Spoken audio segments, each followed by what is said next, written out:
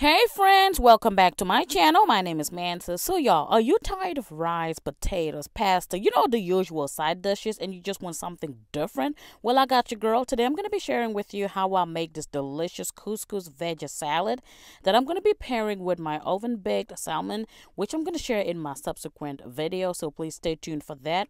This couscous salad is so delicious, light, airy, and very filling. So without wasting much of your time, let's get started.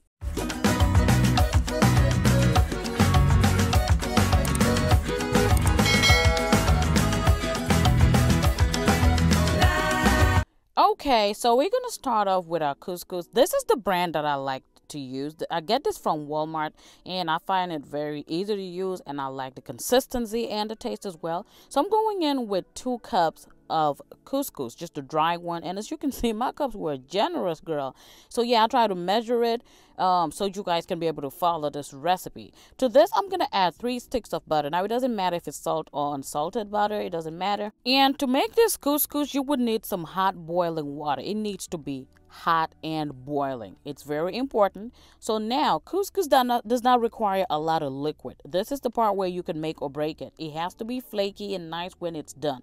So I like to use the same amount of water and the same amount of the dry couscous for the most part, unless I'll need more. So I went in and added 2 cups of that boiling hot water, and don't worry about it, the butter's gonna melt in the hot water. So just go ahead and mix everything in, make sure that every grain is coated in the water.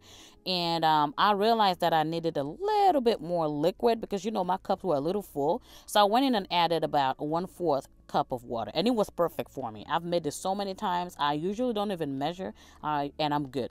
So you want to close this and let it sit for about 15 minutes, and then we'll be back. So this has been sitting for 15 minutes. Now it's time to go ahead and fluff everything out with a fork. Guys, can you see that?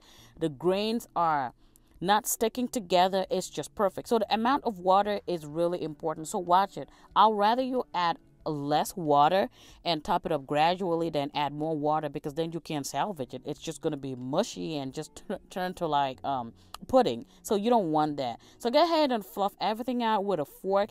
And the reason why I put the butter is, one, to enhance the taste, and most importantly, it will help you it will help the grains from not sticking. Now, if you don't want to use butter, you can use a healthier option like a light olive oil. It would work perfectly for this recipe as well. Now, once I try to break up all the big lumps, and make sure you're scraping the sides of the bowl, break up all the lumps, I now like to put it back into my microwave to finish the cooking process, because it's like 80% done, but it leaves a little bit more, and you do not want to add water. So I'm putting it back into the I'm putting it in the microwave for 3 minutes, and I will be right back.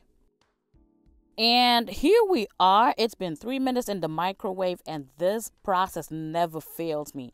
The steam from the microwave would just finish off the cooking process for you, and any excess liquid that was on the bottom would just evaporate, and that will cook the couscous to the perfect consistency. If you follow this recipe, there is no way you can mess up your couscous. As you can see, it is nice and flaky, just the way you want it. I know a lot of people complain about stuff like this, but it's mainly the amount of water you're using. So I hope this recipe will come handy to you. Now this is it. We're going to put it on the side. So we're going to go ahead with our veggies. Here I have some yellow bell peppers.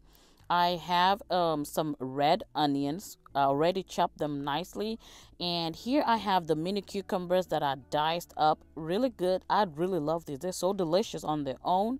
Here I have some green bell peppers. I like those pops of colors and the taste. And also, of course, some red bell peppers. They're sweet, they're crunchy, they're delicious, and they're healthy.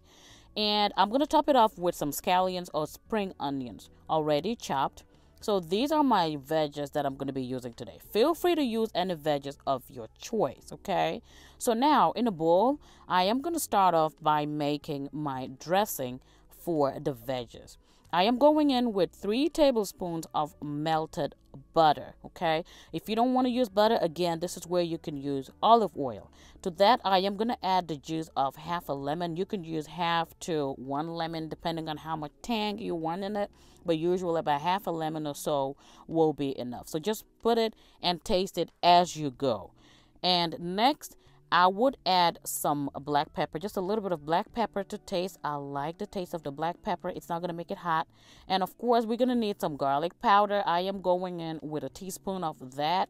Really delicious. And of course, some salt to taste. If you don't want to use salt, you can also use some bouillon, anything you want. So I'll go ahead and mix all of that together.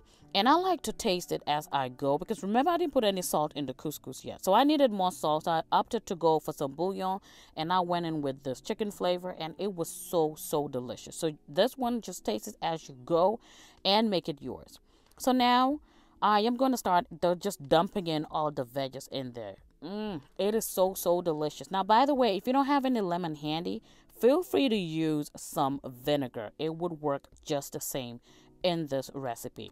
So if this is your first time coming across this channel, my name is Mansa and I am happy to have you here. Feel free to look around. On this channel, I focus mainly on simple recipes. I do a lot of baking, from box cake hacks, make from scratch, just simple meals for everyday busy people like you and I. So if there's something that's up your alley, feel free to subscribe to this channel. Click on the notification bell to be informed of any post. So this is my prepared veggie and it's just so delicious on its own. You can eat this on its own. It's so delicious. So now it's time to combine everything together. And y'all, this step is as simple as that.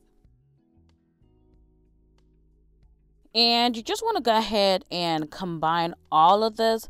Now, again, if you like beans, you can introduce beans in here. That's a good way of incorporating protein into this recipe. I really don't like to add beans in mine, but it's an option if you do like beans. You can add it in here. Make sure you rinse it to get rid of all that liquid from the can, and it will work perfectly. And here is a recipe. Again, make it yours. You can use more veggies, less veggies. And y'all, I was so happy with this outcome. And I paired it with my delicious and juicy oven-baked salmon. This is what it looks like, y'all. This is like fresh herb, just earthy and so, so delicious. That's what we ate it with. And also I made some steamed broccoli on the side as well. It was really, really filling. It is not as heavy as eating rice, but it is just as filling and super healthy. So I will be uploading the recipe for my oven-baked salmon next. So please stay tuned for that. And until I catch you guys in my next video, y'all stay safe. I love you all. Bye.